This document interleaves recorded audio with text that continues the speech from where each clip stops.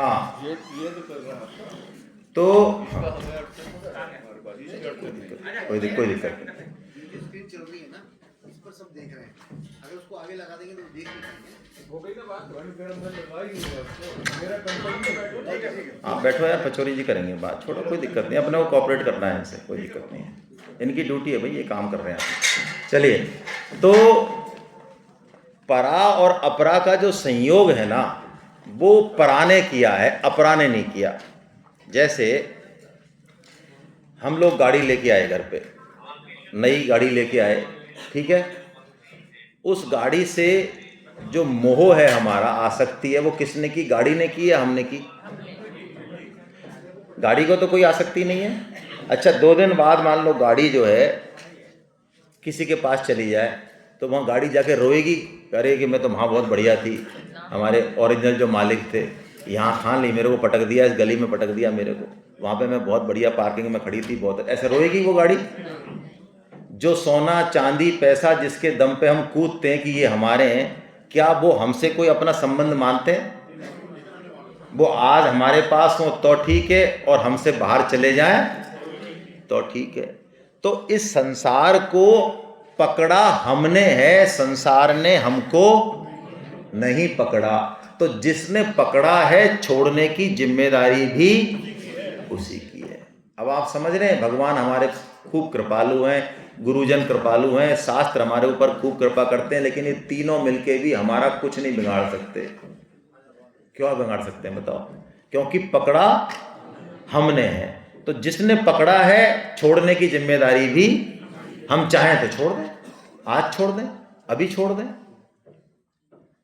लेकिन जब तक हम नहीं छोड़ेंगे, हम निश्चय नहीं करेंगे, कोई शास्त्र, कोई भगवान, कोई गुरु हमारी हेल्प, इस यही मनुष्य जीवन का दुर्भाग्य है। क्या करें? क्योंकि भगवान ने उसको स्वतंत्रता दे दी कि तू चाहे तो संबंध जोड़, चाहे तो संबंध छोड़, जिससे भी जोड़ना है जोड़, मेरे से जोड़ना है मेरे से जोड़, इससे जोड़ना है इससे जोड़, मेरे से छोड़ना है मेरे से छोड़, स्वतंत्रता है हमारे पास।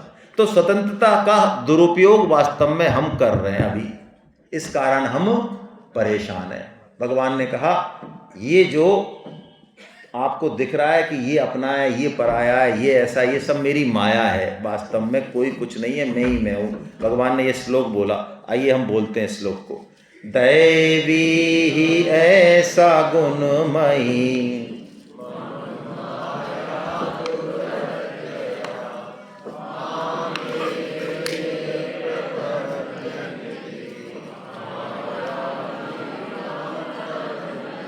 भगवान कह रहे हैं मेरी माया बड़ी दुरत्य है।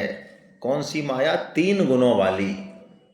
ये जो संसार में हमको राग और द्वेष है ना, ये तो व्यक्ति मेरे को बहुत अच्छा लगता है, ये मेरे को खराब लगता है, ये चीज़ तो मैं पसंद करती हूँ, करता हूँ, ये मैं पसंद नहीं, ये सब्जी तो मैं देखूँ ही नहीं, फेंक दूंगा इसको, तो ये सब्जी तो मेरे को कितना ही ले आओ।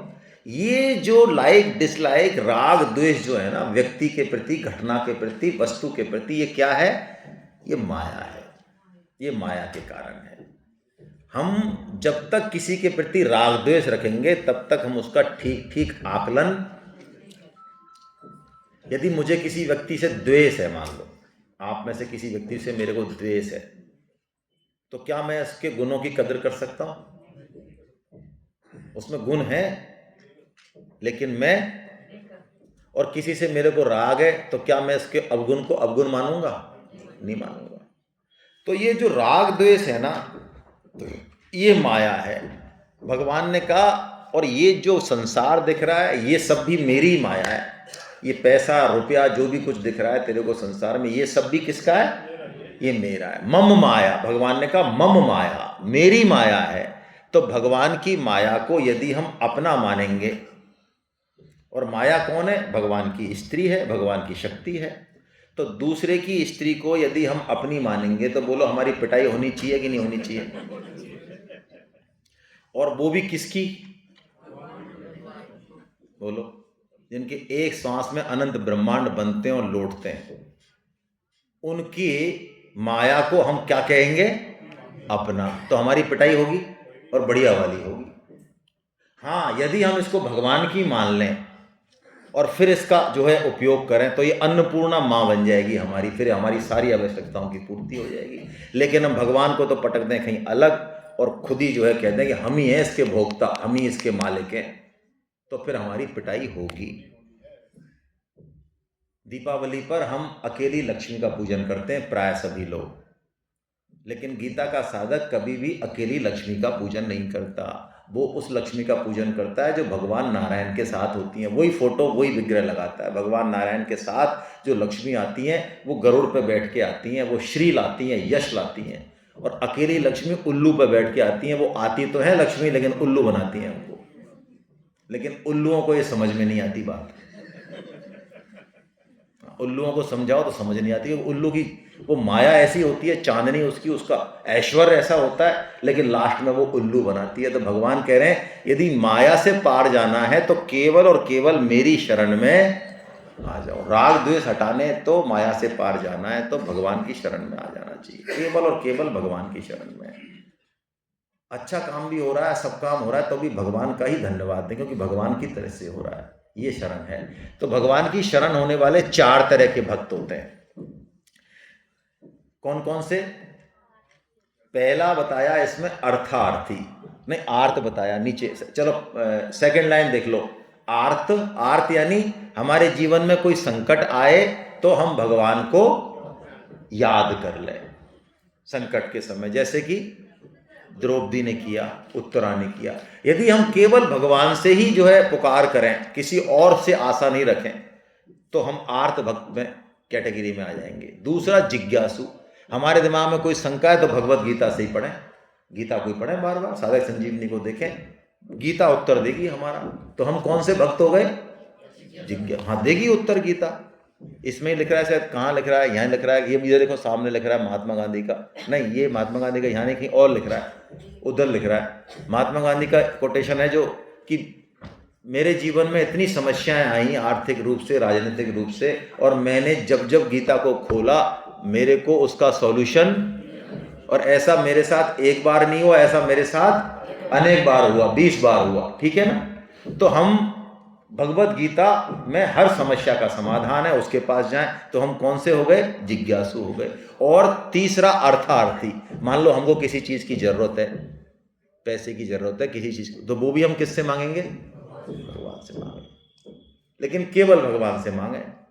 किसी देवी देवता की शरण में नहीं चले जाएं, साईं बाबा की शरण में नहीं चले जाएं, कोई भैरव बाबा, कोई जो है दुनिया भर के फफूंद फैली हुई है हमारे हिंदुओं में, 50 तरह के अड़ंगे हैं, और जो जिस अड़ंगे में लगा हुआ उसी का झंडा ऊपर करके चल रहा है। उसको कोई लेना देना नहीं है कौन भगवान है, कौन क्या है, कौन राम है, कौन, उसको तो यह है कि उसकी इच्छा की पूर्ति कोई कर दे, वही भगवान है उसके लिए। तो ये हमारी महान स्वार्थ, इससे इस चीज से हिंदू धर्म का पतन हुआ है। अलग अलग देवी देवताओं से पतन नहीं हुआ है, वो तो बहुत अच्छी बात है, जितने देवी देवता हैं उतनी अच्छी बात है। लोग कहते हैं 84 लाख, मैं कहता हूँ 33 करोड़, जितने भी हैं अच्छी बात है, ये तो बहुत अच्छी बात है, लेकिन उनसे अपनी स्वार्थ पूर्ति चाहना ये बुरी बात है। लेकिन केवल भगवान से कुछ चाहना ये अर्थार्थी भक्त है। ये 3 तो हुए चाहने वाले, ये 3 की कैटेगरी अलग है, लेकिन एक भक्त सबसे विलक्षण है, चौथा, उसका नाम क्या है?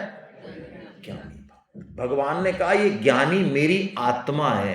तीनों के लिए नहीं कहा भगवान ने, किसके लिए कहा? ज्ञानी मेरी प्रियो ही ज्ञानिनो अत्यर्थम महम सच मम प्रिय। नीचे नीचे की लाइन, प्रियो ही ज्ञानिनो अत्यर्थ महम सच मम प्रिय, यानी ये ज्ञानी इतना प्रिय है मुझे, अत्यंत प्रिय है। क्यों? उसको मैं अत्यंत प्रिय हूं, इसलिए मुझे भी वो अत्यंत। भगवान का एक नियम है, भगवान जिस संबंध को हम माने भगवान तैयार है, जिस तीव्रता से हम भगवान से करना चाहें भगवान उसमें भी तैयार है। भगवान का विरध है ये यथा माम प्रपद्यन्ते तांस तथैव भजाम में हम। 4.11 में भगवान ने अपना ये नियम बताया। कोई भगवान को पिता मानना चाहे भगवान पिता बनने को तैयार है, कोई पुत्र, कोई पत्नी मानना चाहे हाँ पत्नी बनने को तैयार है, कोई पति हाँ पति, पुत्र, जो मानना चाहे। कोई भगवान को याद नहीं करे तो भगवान कहते ठीक है भैया मैं तो क्या करूँगा। कोई भगवान के बिना नहीं रह सके तो भगवान कहते मैं भी तेरे बिना नहीं रह सकता हूँ। कोई कहे भगवान मुझे आज ही चाहिए, आज ही चाहिए, अभी चाहिए, नहीं मैं प्राण छोड़ता हूँ, तो भगवान कहते हैं मैं अभी आता हूँ, अभी आता हूं, तुरंत प्रभाव। तो यानी ज्ञानी जो भक्त है ये सबसे विलक्षण है। क्यों है ये सबसे विलक्षण? क्योंकि ज्ञानी भक्त को ये बात पता चल गई। इसको ज्ञानी क्यों कहा? ज्ञानी भक्त के जीवन का केवल एक उद्देश्य है, क्या? वो तो ये नहीं देखता मुझे क्या चाहिए, ज्ञानी भक्त ये देखता है कि भगवान को क्या चाहिए। वो भगवान का काम करने के लिए तैयार है, चाहे उसको थोड़ी सी उसमें असुविधा हो, कोई दिक्कत नहीं है, उसमें कोई समस्या नहीं है। जैसे कि देखिए, यदि आप किसी को बहुत प्रेम करते हैं, कोई भी रिश्ता हो सकता है, पति पत्नी का हो सकता है, माता और पुत्र का हो सकता है, पुत्री का हो सकता है, किसी को आप वास्तव में प्रेम करते हैं, तो आप देखेंगे कि यदि आप उसको किसी चीज से खुश कर दें और वो खुश हो जाए, आपने खाना बनाया, आपने उसका कोई काम कर दिया, वो खुश हो गया, एकदम प्रसन्न हो गया, तो उसके प्रसन्न होने से आपको बहुत ज्यादा प्रसन्नता। इसमें पतिव्रता स्त्री का, माता का, पुत्र का, आप जिसकी भी सेवा करते हो, सपोज आप गुरु की सेवा कर रहे हो, अपने दादा की सेवा कर रहे हो और दादाजी आपके उस काम से प्रसन्न हो गए, तो अब आपने पैर दबाए दादाजी की या कोई उनकी प्रॉब्लम है वो सही कर दी, तो आपको थोड़ी परेशानी तो हुई, शरीर को कष्ट हुआ, लेकिन दादाजी ने जैसे ही आपको आशीर्वाद दिया और वो अत्यंत प्रसन्न हुए, तो आपकी प्रसन्नता का जवाब नहीं है कि यार देखो कितना। ऐसे ही ये ज्ञानी भक्त जो होता है, इसने पूरा जीवन भगवान के काम के लिए अर्पण, क्योंकि इसको पता है कि भगवान की प्रसन्नता में ही वास्तव में मेरी प्रसन्नता छिपी हुई है। यही है गीता का रहस्य। यदि हम इंडिपेंडेंट प्रसन्नता लेना चाहें, संसार में कभी नहीं मिलेगी, किसी भी कर्म से, परोपकार से भी नहीं मिलेगी शांति। भगवान के लिए यदि काम करना हमने चालू कर दिया तो काम हो जाएगा। देखिए, आप अपनी बड़ाई खुद करें तो कैसा लगेगा? मान लो आज हमारे जयपुर के ही हैं राष्ट्रपति जी, आप में से तो कई लोग जानते हैं, उन्होंने वकालत करी है वहीं पे धनखड़ जी ने, है ना, बहुत लोग जानते हैं। मेरे को कल बता रहे थे जगदीप जी जयपुर में, तो आप जानते हैं, बहुत जानते हैं, कल मुझे बता रहे थे जगदीप जी ने वकालत की है, बहुत समय हाई कोर्ट में रहे हैं, ये तो अपने जयपुर के ही हैं। तो जगदीप जी यहाँ आके खुद का ही तो परिचय देने लग जाए तो कैसा लगेगा? तो ऐसे ही अब आप समझिए बात, रहस्य है इसमें। भगवान का प्रचार का काम भगवान का नहीं है, ये भक्तों का काम है। भगवान यदि प्रचार करना चाहें तो आप सच बताओ, क्या वो कर नहीं सकते? यदि आज भगवान एक ऐसी आकाशवाणी हो कुरुक्षेत्र में, मान लो आज के दिन ही हो कि भैया कल से सुबह 4 से 5 के बीच में जग के नहा धो के, और यदि किसी ने 5 दिव्य श्लोक नहीं सुनाए मंदिर में जाके या घर में बैठ के, तो उसका उस दिन का राशन पानी, हवा पानी बंद। और जिसने भी नहीं सुनाया, आपने देखा पड़ोसी ने सुनाए तो पड़ोसी को लोग ले जा रहे राम नाम सत्य है, और आपने अगले दिन देखा जो भी नहीं सुना रहा उसका राम नाम। अब मैं आपसे पूछ रहा हूं, किसको दिक्कत है 4 से 5 जगने में? किसको संस्कृत नहीं आती? गूगल पे सर्च कर लेंगे, पड़ोसी के पूछ लेंगे, किसी के पैर पड़ जाएंगे, भैया 5 लोग पड़ोस सिखा दो फटाफट यार, कल बोलने भैया, है ना, वरना तो राम नाम सत्य हो जाए। बताओ, भगवान ने एक आकाशवाणी से गीता का कितना प्रचार हो गया, तो भगवान चाहे तो नहीं कर सकते प्रचार? भगवान के बराबर कौन प्रचार कर सकता है? लेकिन भगवान हमको श्रेय देना चाह रहे हैं, इसलिए भगवान की बात का प्रचार करने का दायित्व किसका है? हमारा है। यही है बस, जो भगवान का प्रचार करेगा निष्काम भाव से, वो क्या हुआ? ज्ञानी भक्त है। सब काम कर लिया उसने, नाम जप कर लिया उसने, जो है उसने गीता पढ़ ली, गीता का पंडित हो गया, वो सब काम कर लिया उसने। ये बात कह रहा हूं मैं। आप में से ऐसे कितने साधक हैं जिन्होंने गीता क्लास का रजिस्ट्रेशन नहीं कराया है, जो नहीं अभी गीता किसी क्लास में है, किसी भी क्लास में नहीं है गीता की? हाथ खड़े करें जरा। 1 2 3 4 5 6 7 8 9 10 11 12 13 14 15 16 17 18 19 20 21 और करीब 10 1 30 एक लोग हैं, 30-35 लोग। तो मेरा आपसे हाथ जोड़ के निवेदन है, मैं एक ही निवेदन आपसे कर रहा हूं, आप लोग बिना दिमाग लगाए आज एक फॉर्म हमसे ले लेना, देवी साई जी से, सुधीर जी से, मेरे से, बता देना फॉर्म देवी साई जी इनको एक खोल के, और आप इस फॉर्म को भर देना इस हॉल को छोड़ने से पहले। इस फॉर्म में क्या करना है, आपका नाम है, पता है, हम आपको एक किताब भेजेंगे, नाम पता, और एक आप वो दिन लिख देना कि मैं इस दिन इस समय गीता क्लास लेना चाहता हूँ, 1.5 घंटे की क्लास है, कोई भी दिन लिखो आप 7 दिन में से, हमें और कोई भी समय चुनो, सुबह से, दोपहर से, शाम से, हम फ्री हैं, हमारे पास कोई काम नहीं है। हालांकि ऐसा नहीं है हमारे पास काम नहीं है, सरकार हमको 2 लाख रुपए महीना दे रही है तो कुछ तो काम कर ही रहे होंगे, है ना। लेकिन भगवान की कृपा है कि हम भगवान के काम के लिए फ्री हैं, शनिवार रविवार सरकार के नहीं है, और हैं तो हम छुट्टी लाते हैं, बाकायदा नहीं आते हैं कई बार। तो आप तो बता दो, शनिवार हम शाम को 5 से 7 पढ़ेंगे, सोमवार सुबह पढ़ेंगे, मंगलवार पढ़ेंगे, और आप ये फॉर्म भर दो और गीता की क्लास अटेंड करो। हम यहाँ पर कुछ चुनिंदा श्लोक ले रहे हैं, हम यहाँ 700 श्लोक, और आप यदि गीता की क्लास अटेंड करोगे, जो कि आपको करनी ही चाहिए, तो आप 1 महीने में ही 2, 4, 5 क्लास के बाद आप अपने जीवन में बहुत परिवर्तन महसूस करोगे। और यदि आप सिंसियरली क्लास लेते हो, तो आपको जो देख रहे हैं घर में, जिन बच्चों को आप संस्कार देना चाहते हो, जिस घर में शांति चाहते हो, और मर के पच के भी उसमें आप सफल नहीं हुए, आप सुधरो एक बार, हम सुधरें तो जग सुधरेगा। देखो चमत्कार। और हम तो गीता पढ़ना नहीं चाहे, हमारे पास तो 50 कारण है, हमारा शरीर साथ नहीं देता, हमारे पास टाइम नहीं है, हमारे पास ये नहीं है, और दुनिया को सुधारना चाहें, ये गड़बड़ नहीं चलेगी भाई। तो मेरा आपसे निवेदन है, आप 35 की 35 जने फॉर्म भर दें, मांग के भर दें। इसमें फीस रखी है हमने जानबूझ के, 550 रुपये लेते हैं हम, जिससे कि थोड़ा सा आपके दिमाग में झटका आए। और ऑप्शन है उसमें नीचे, हम 200 रुपये की किताब फ्री देंगे आपको, घर बैठे देंगे, आप बम्बई हो बंगलोर हो वहाँ भेजेंगे, और 500 रुपये आपके रिफंड कर देंगे। आपको रिफंड चाहिए तो उसमें 2 टिक है नीचे, या तो रिफंड चाहिए तो रिफंड पर टिक लगा दो, हमें कोई समस्या नहीं है, हम रिफंड देंगे आपको। और यदि आपको लगता है कि नहीं मुझे रिफंड नहीं लेना, आपको गौशाला में देना है, तो आप गौशाला में दीजिए। हम लोग साल के अंत में इस तरह के जो पैसे इकट्ठे होते हैं, उनको बाई चेक से, जो भी गौशाला है, जो बड़ी नामी गौशाला है, जहाँ जरूरत है वहाँ देते हैं, और उस चेक को हम फ्लोट करते हैं बाकायदा ग्रुप में। जैसे इस बार करीब 7.25 लाख रुपए हमने चेक से दिए 5 गौशालाओं को। उसके अलावा 3-4 लाख और दिए, लेकिन वो हमने व्यक्तिगत दिए, जो भी वहाँ मौजूद थे कमेटी में। जरूरत थी 10 लाख की, तो किसी ने 50, किसी ने 1, वो व्यक्तिगत दिए, वो अलग हिसाब है। लेकिन आपका पैसा आप चाहें तो वापस लें, कोई समस्या नहीं है बिल्कुल, और चाहें तो आप गौशाला के लिए टिक कर दें, लेकिन फॉर्म अवश्य भर दें। मैं तो कह रहा हूं, आपका मन है कि मैं तो मरे ही नहीं आऊं क्लास में, तब भी भर दें, ठीक है। क्योंकि पैसा तो हाथ का क्या है, तो थोड़ा सा मैल आज हमको दे दें आप।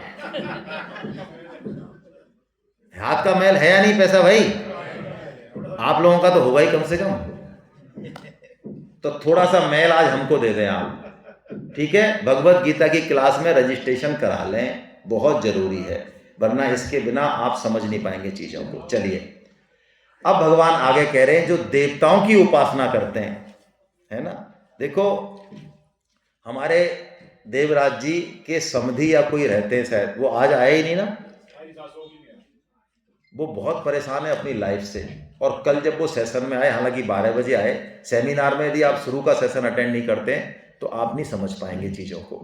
वो 12 बजे आए, भोजन किया और शाम तक बैठे, बहुत अच्छा लगा उनको, और वो बहुत परेशान है, उनको इतनी शांति मिली। लेकिन आज वादा करने के बाद भी वो क्यों, क्योंकि पैसा हाथ का मैल है।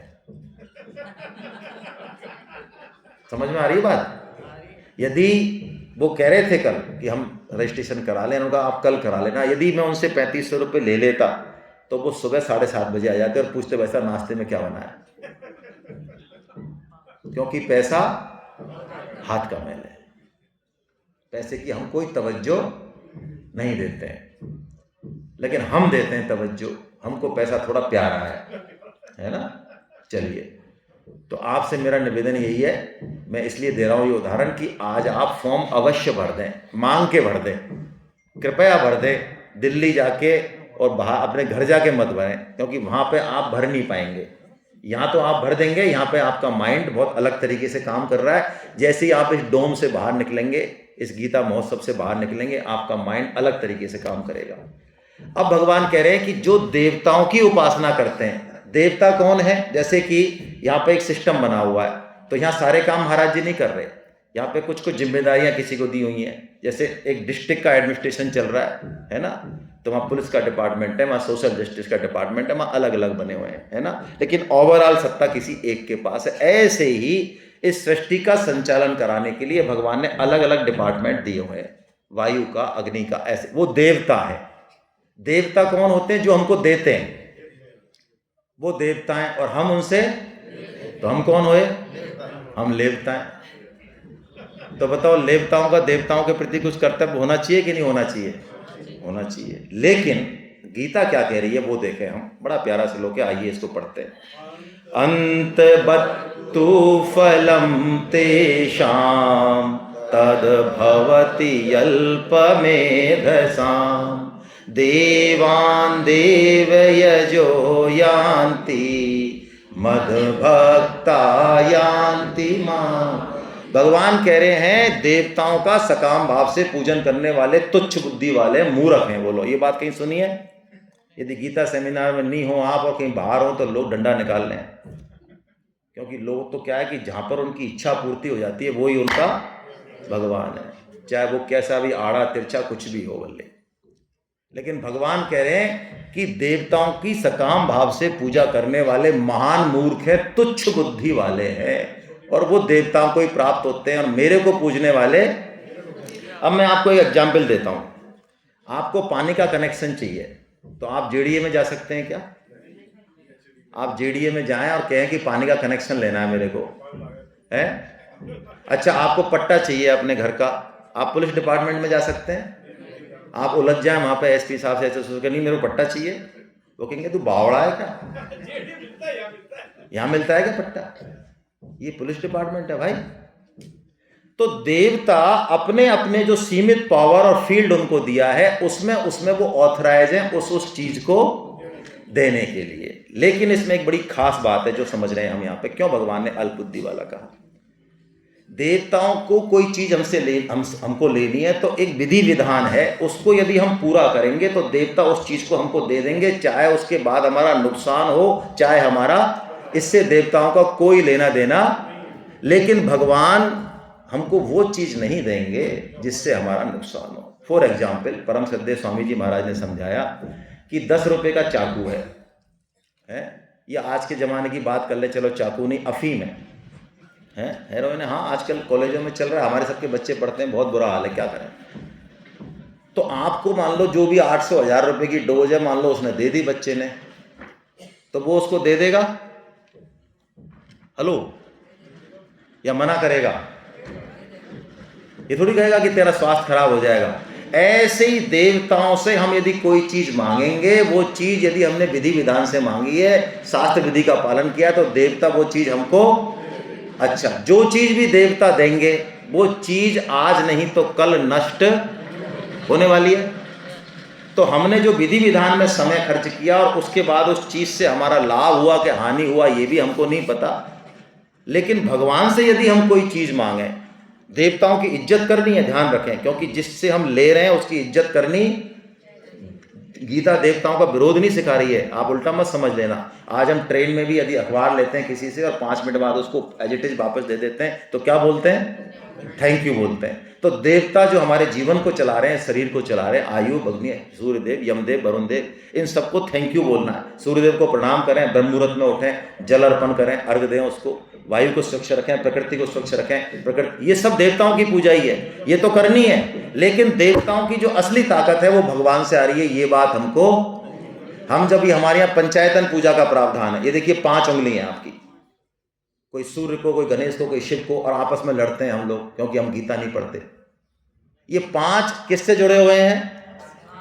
ये ताकत एक है, एक ही रूप है। यदि मेरे को भगवान सूर्य पसंद है तो ये भगवान सूर्य हो गए, ये मेरे इष्ट हो गए, ये 4 देवता हो गए। मेरे को शंकर पसंद है तो शंकर मेरे इष्ट हो गए, 4 देवता हो गए।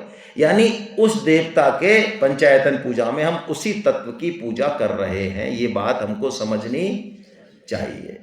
लेकिन सकाम भाव से देवताओं की पूजा नहीं करनी चाहिए, पितरों की, भूत प्रेतों की पूजा नहीं करनी चाहिए। आगे गीता में आएगा, इससे महान हमारा विनाश होता है। उनको थैंक्स बोलें निष्काम भाव से, लेकिन उनसे कोई डिमांड नहीं करें। ठीक है ना, इस बात को हमें समझना है। हरे कृष्णा।